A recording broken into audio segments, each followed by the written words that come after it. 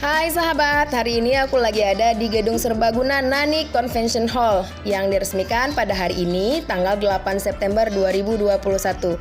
Gedung ini didesain mewah banget loh. Nah, gedung ini juga bisa menampung lebih dari 1.000 orang. Cocok sekali untuk acara spesial kamu atau seminar dalam skala menengah ataupun besar.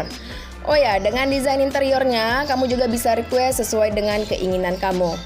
Untuk pilihan makanan juga bisa disesuaikan dengan budget kamu, tapi yang pastinya tetap endulita.